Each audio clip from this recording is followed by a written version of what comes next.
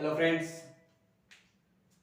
मैं अभी मौर्य आप लोगों का एक बार पुनः स्वागत करता हूं अपने इस YouTube फैमिली में।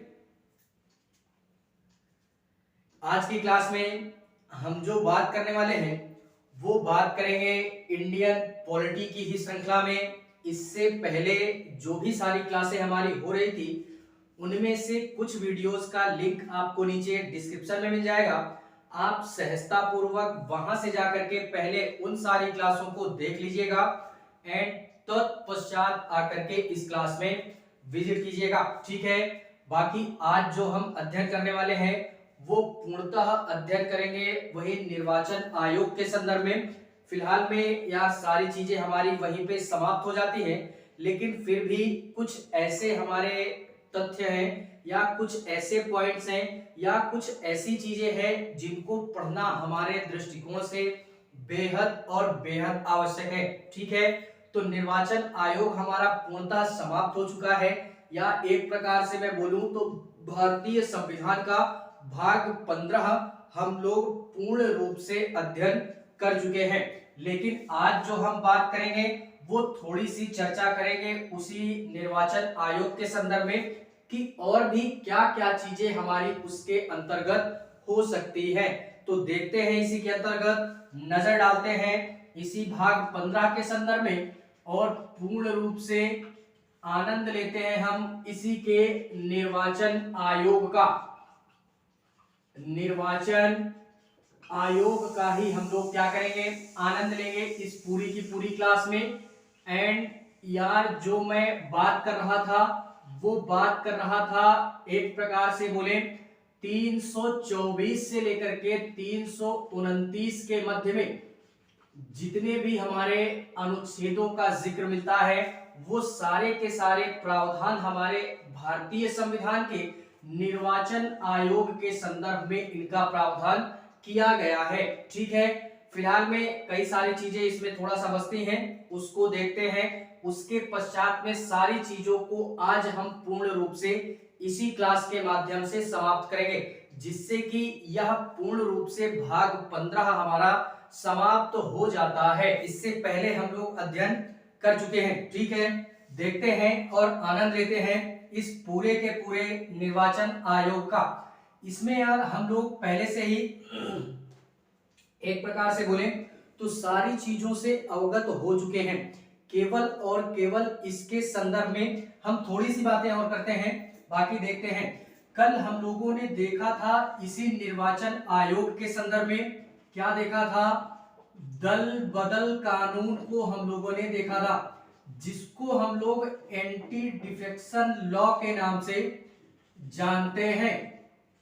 इसके संदर्भ में हम लोगों ने एक बेहतरीन अंदाज में ये देखा था कि दल बदल कानून हमारा क्या होता है और ये कैसे आता है, इसका लाने का उद्देश्य हमारा क्या था। ठीक है, तो कुछ हमारे नियम और कानून ऐसे थे जो कि किसी भी पार्टी के नेता के द्वारा अगर पार्टी चेंज की जाती है वो भी चुनाव जीतने के पश्चात में, तो फिर यार ये दल बदल कानून उस नेता के संदर्भ में या उस सांसद या विधायक के संदर्भ में लगाया जाता है, जिस कारणवश हमेशा के लिए उसकी सदस्यता क्या हो जाती है, रिक्त हो जाती है। उसके बाद वो आम व्यक्ति के रूप में ही कार्य करता है। ठीक है, तो कुछ हमारे नियम और कानून थे, उसको आप लोग पहले देख लीजिएगा, उसके पश्चात यहाँ पे आइएगा।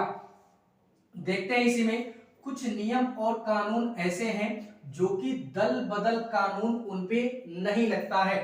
देखते हैं ऐसे कौन कौन से नियम और कानून हैं जिन पे दल बदल कानून नहीं लगता है। इसमें यार हमारा जैसे इससे पहले हम लोगों ने देखा था कि पहले 1/3 होता था, अर्थात 30% होता था। इस 30% में ही सांसदों या विधायकों की खरीद होती थी, लेकिन आज वर्तमान की स्थिति में इसमें 2/3 सदस्यों को यहाँ पे खरीदने की बात की गई है, जिस कारणवश ये हमारा 70% वाला ये थोड़ा सा असहज हो जाता है इनको खरीदने के संदर्भ में। लेकिन ये 30% वाला जब तक था तब तक किसी भी सांसद या किसी भी विधायक या किसी भी मंत्री को खरीदना एक प्रकार से बोले तो आसान होता था, जिस कारणवश एक पार्टी से दूसरे पार्टी में हमारे सांसद या विधायक या किसी भी प्रकार के मंत्री हमारे चले जाते थे।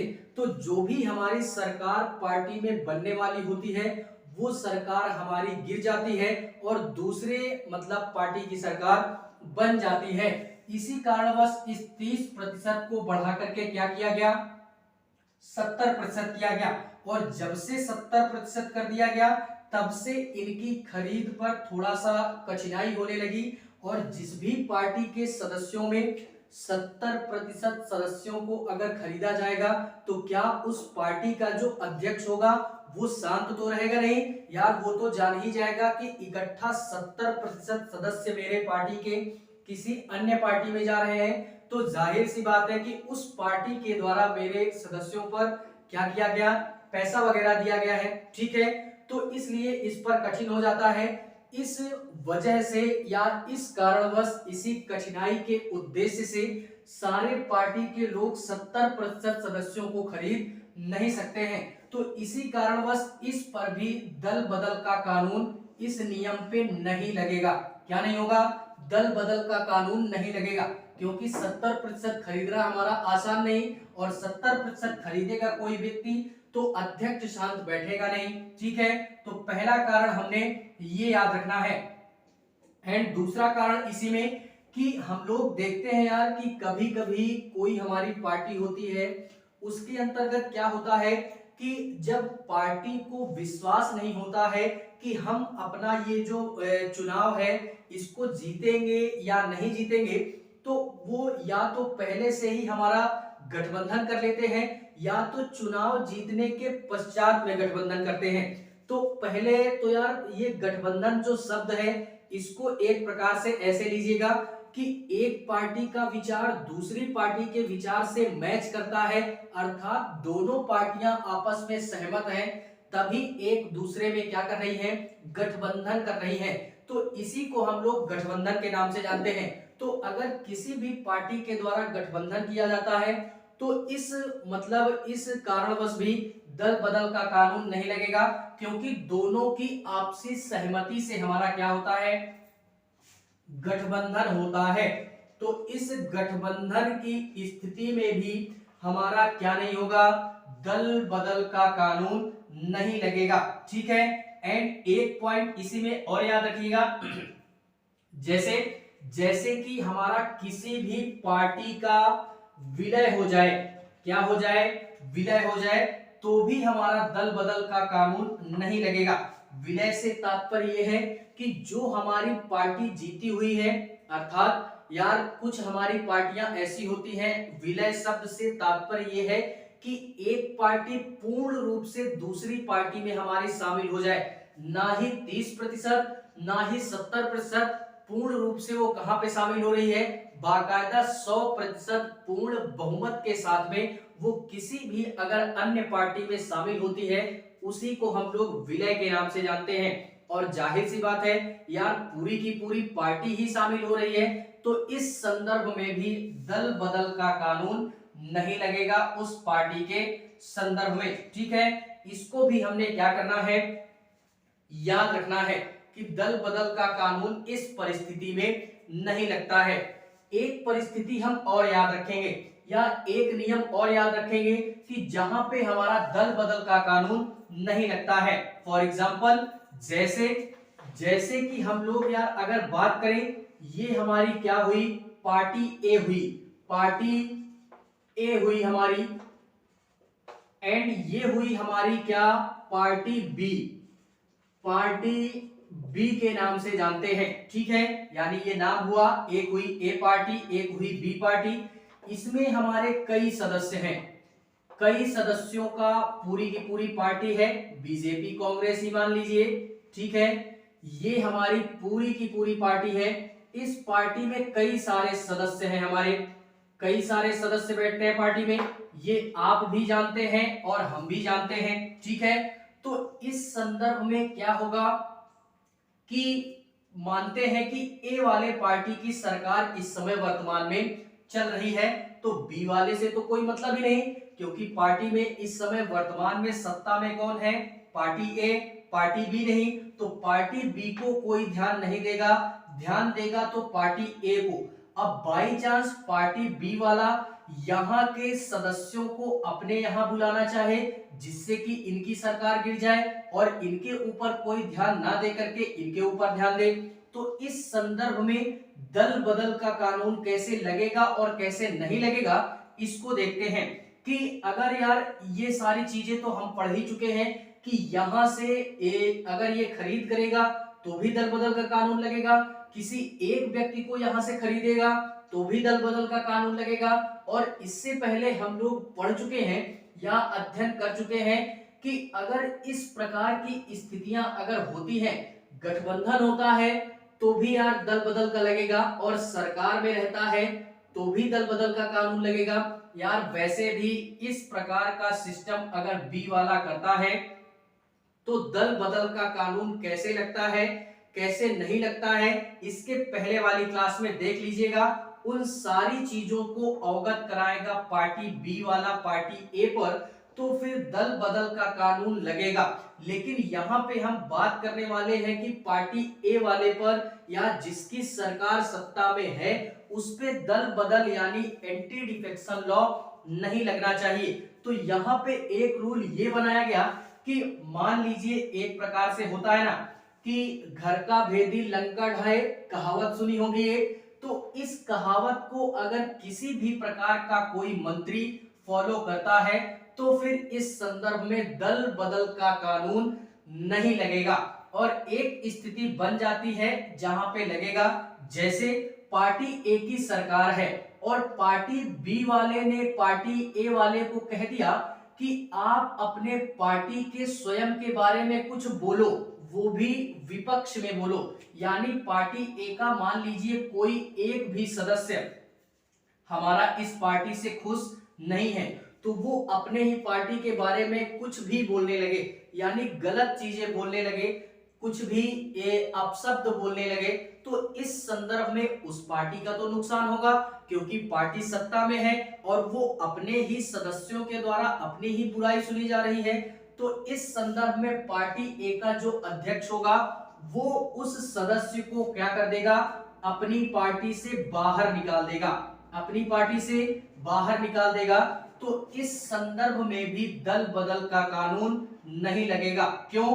क्योंकि ये दल बदल का कानून इस कारणवश नहीं लगता क्योंकि पार्टी ने स्वयं निकाला है।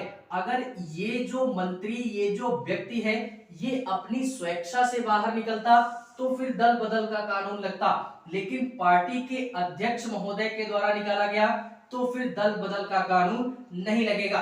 और एक स्थिति यहाँ पे ये याद रखिएगा, एक स्थिति ये याद रखिएगा कि अगर ये व्यक्ति पार्टी बी में शामिल हो जाए, यानी इसको यहां से निकाल दिया गया, ये बाहर आ गया, अब आम व्यक्ति हो गया, अब बुराई नहीं करेगा, बुराई कर रहा था, इस कारणवश इसको क्या किया गया कि निकाल दिया अध्यक्ष महोदय ने।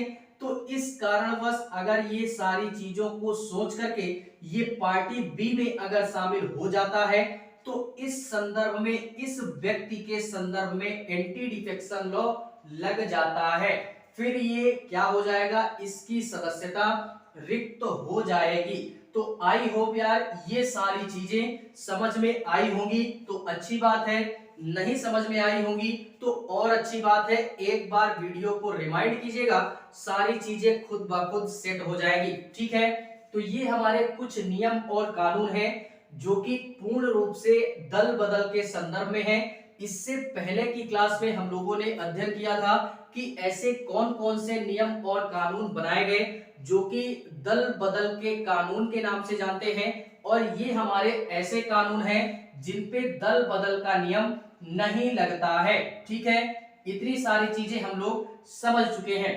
ये हमारा निर्वाचन आयोग पूर्ण रूप से समाप्त हो चुका है, लेकिन थोड़ी सी इससे पहले मैंने बात की थी, जब निर्वाचन आयोग को मैंने स्टार्ट किया था तो मैंने ये बोला था कि वहां पे कुछ मशीनों का प्रयोग किया जाता है, जैसे ईवीएम मशीन, वीवीपैट मशीन, जिसमें से पूर्ण रूप से मतदान वगैरह होता है। तो वहां पे मैंने बोला था कि आगे चल के इनकी चर्चा करेंगे। तो थोड़ी सी बात हम उसकी भी कर लेते हैं कि ईवीएम मशीन हमारी क्या होती है जिसपे हम लोग वोटिंग करते हैं। ठीक है, एक होती है ईवीएम मशीन एंड एक होती है वीवीपैट। वीवीपैट के नाम से जानते हैं। ये वीवीपैट जो है ये भी एक प्रकार की इलेक्ट्रॉनिक मशीन ही होती है। ठीक है, ईवीएम का फुल फॉर्म क्या होता है? ईवीएम का फुल फॉर्म होता है इलेक्ट्रॉनिक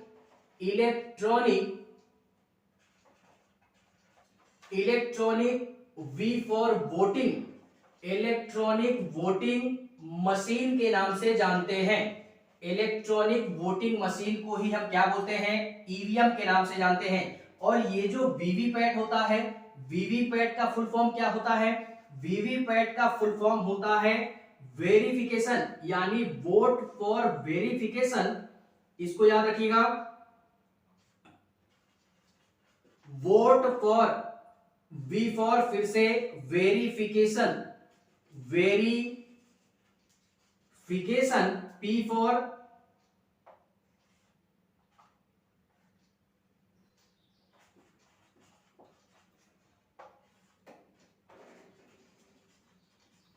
ऑडिट ट्रायल के नाम से जानते हैं। इसको हमने क्या करना है? याद रखना है। Vote for verification paper audit trial के नाम से जानते हैं। ये हमारा क्या है? वीवीपैट होता है, जो कि एक प्रकार का इस वर्तमान की स्थिति में पूरे भारत देश में M3 वर्जन इसका चल रहा है। इस मशीन का M3 वर्जन इस समय वर्तमान में कार्यरत है। सर्वप्रथम ईवीएम समझते हैं एंड उसके बाद में वीवीपैट समझते हैं। ये जो ईवीएम होता है, एक बार मैं इसको दर्शाना चाहूंगा, देखना कि ईवीएम होता क्या है। ईवीएम एक प्रकार की इलेक्ट्रॉनिक मशीन होती है। ठीक है, इलेक्ट्रॉनिक मशीन होती है जिसमें कई सारे बटन होते हैं एक तरफ, और एक तरफ इनमें चुनाव निशान बना होता है।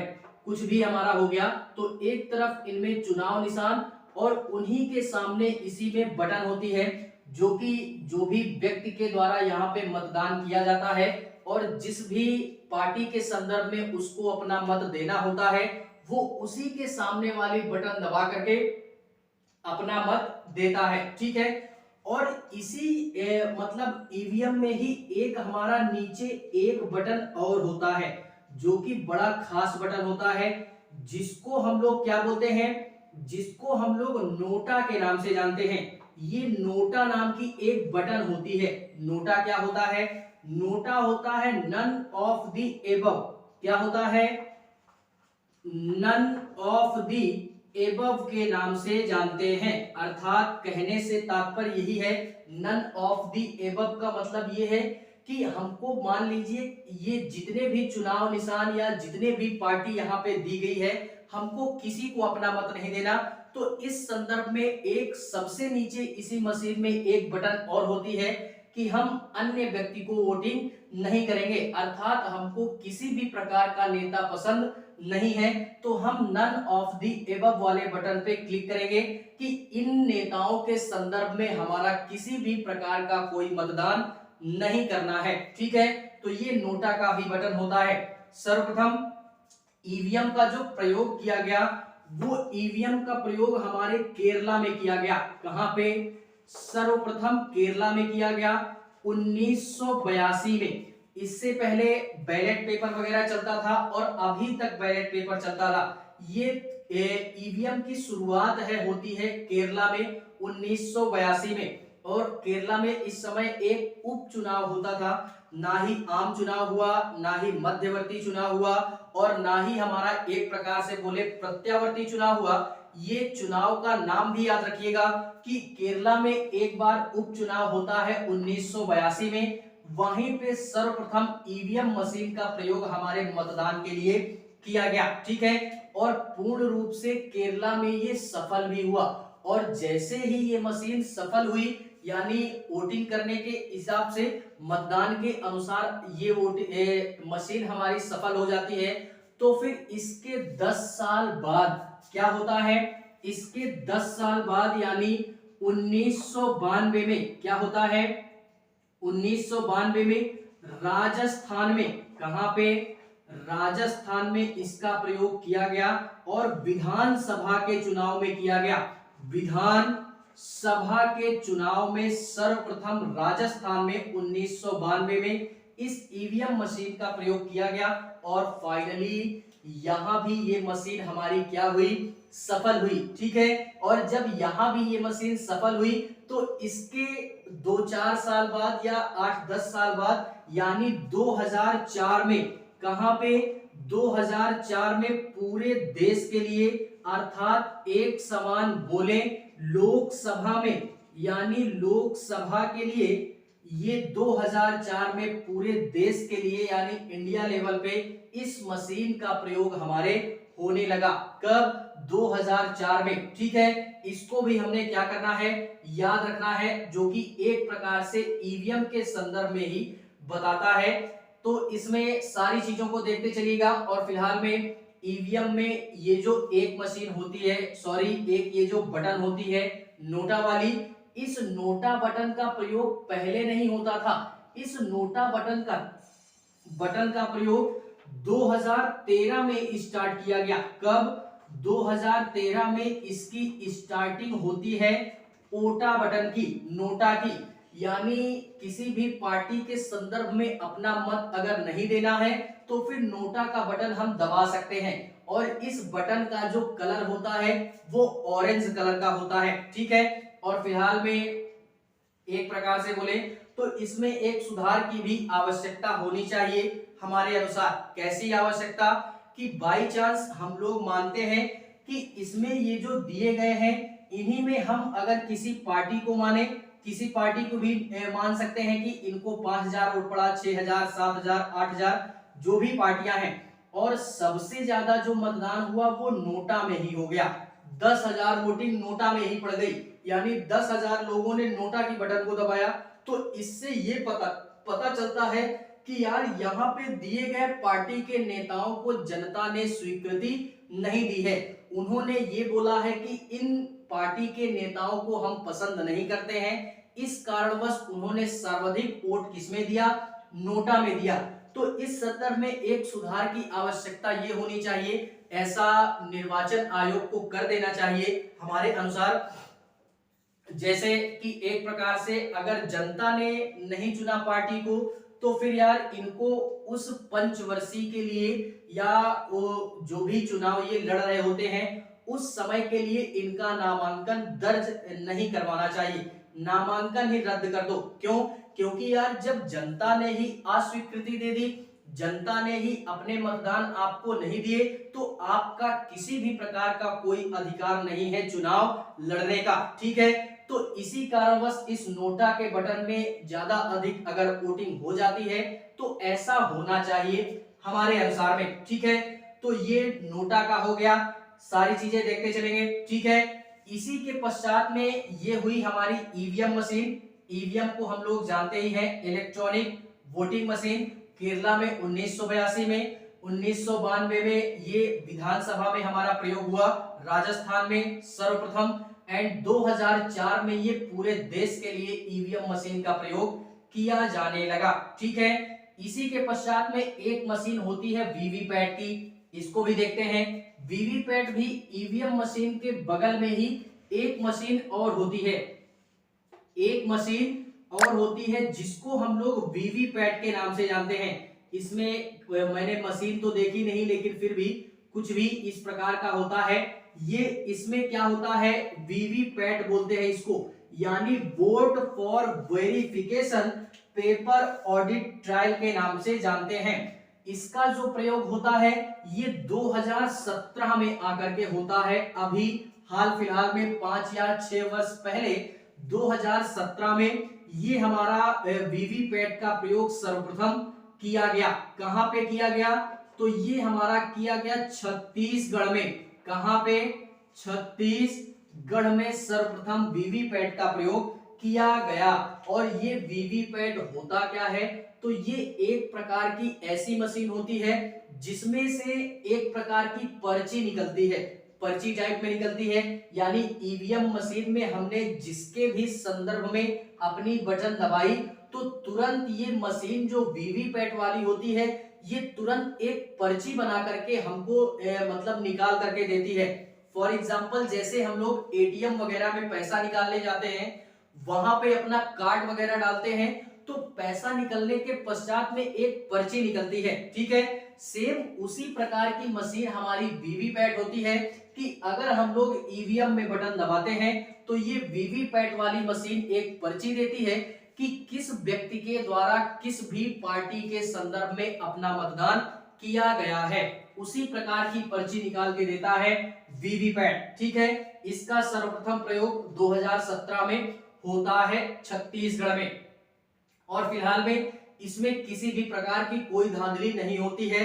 ये थोड़ा सा देख लीजिएगा कि कुछ लोग बोलते हैं कि ईवीएम वगैरह चेंज हो गया या दुनिया तेरा का सिस्टम हो गया, तो इस प्रकार का सिस्टम वगैरह होता नहीं है पहले तो, क्योंकि पूरा का पूरा जो भी सारा कंडीशनें होती हैं, जो भी परिस्थितियां होती हैं, या जो भी सारा माहौल गर्म करवाता है वो निर्वाचन आयोग करवाता है। और निर्वाचन आयोग इतने बेहतरीन ढंग से सारी चीजों को मतलब मैनेज करता है कि किसी भी प्रकार की कोई दुविधा या परेशानी नहीं होती है किसी भी मतदान में, ठीक है। तो इसको भी हमने क्या करना है, याद रखना है। और इस निर्वाचन आयोग के संदर्भ में हम सारी चीजों का अध्ययन कर चुके हैं। अध्ययन के पश्चात हमको इतनी सारी चीजें तो पता चल ही गई कि चुनाव हमारा कैसे होता है और किस प्रकार से होता है, इसमें अगर धांधली हो भी सकती है तो कैसे हो सकती है और कैसे नहीं हो सकती है। क्लास को देखने के पश्चात में हमारी अपनी स्वयं की एक बौद्धिक क्षमता विकसित हो चुकी होगी इस निर्वाचन आयोग के संदर्भ में, ठीक है। और फिलहाल में अगर धांधली हो भी जाती है तो फिर निर्वाचन आयोग हमारा ये कहता है कि जो भी हमारे पार्टी के नेता होते हैं अगर वो जबरदस्ती करने लगते हैं कि नहीं हमको शक है कि धांधली वगैरह हो गई है, पहली बात तो ऐसा नहीं होता, लेकिन ऐसा अगर होता है तो निर्वाचन आयोग उस नेताजी से कहता है कि आप एक जमानत राशि हमारे पास में जमा कर दीजिए या इसका जितना भी खर्च आएगा आप उठा लीजिए, और उसके पश्चात में आप जितनी वोटिंग आपके संदर्भ में ईवीएम मशीन में हुई आप उसको गिनवा लीजिए, और वीवीपैट के द्वारा जितनी पर्चियां निकली उसको गिनवा लीजिए। तो सारी चीजें स्वयं ही हमारी क्या हो जाती है, क्लियर हो जाती है।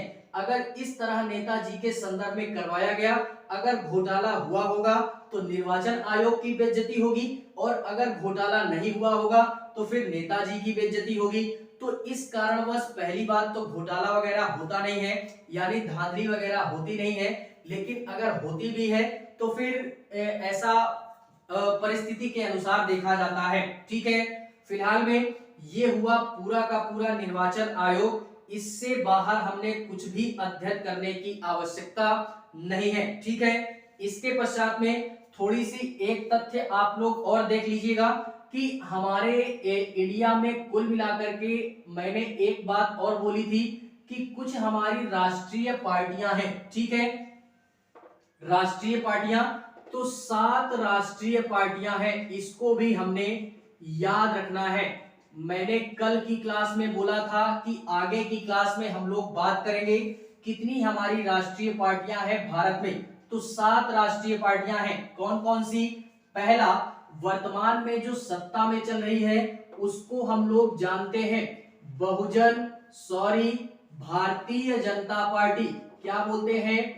भारतीय जनता पार्टी, जिसको हम लोग बीजेपी के नाम से जानते हैं। एक पार्टी ये हो गई।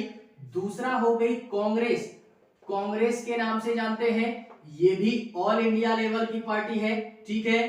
तो ये हुई कांग्रेस।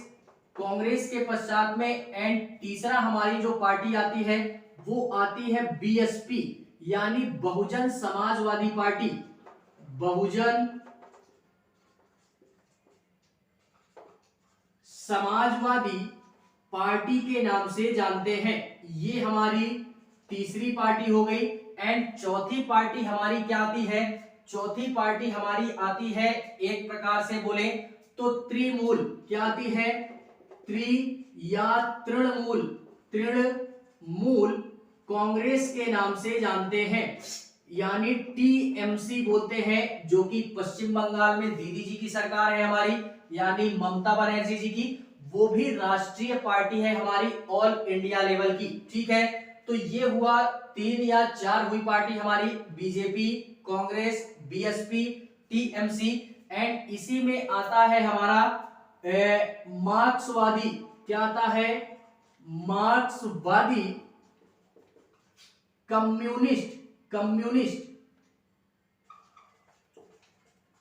कम्युनिस्ट पार्टी के नाम से जानते हैं, यानी एमसीपी के नाम से जानते हैं।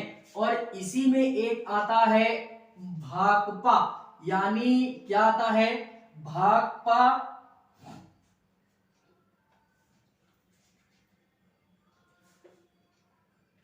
भारतीय कम्युनिस्ट पार्टी, भारतीय कम्युनिस्ट पार्टी के नाम से जानते हैं, जिसको हम लोग भाकपा बोलते हैं। क्या बोलते हैं?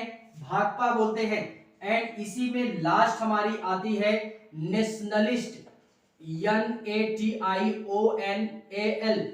नेशनलिस्ट कम्युनिस्ट पार्टी के नाम से जानते हैं। ठीक है, यानी एनसीपी बोलते हैं। ठीक है, इसको भी हमने याद रखना है। ये हमारी 7 राष्ट्रीय पार्टियां हैं, जो कि वर्तमान में ऑल इंडिया लेवल पे इन्हीं पार्टियों के दम पे किसी की भी पार्टी की सरकार ऑल इंडिया लेवल पे बनती है।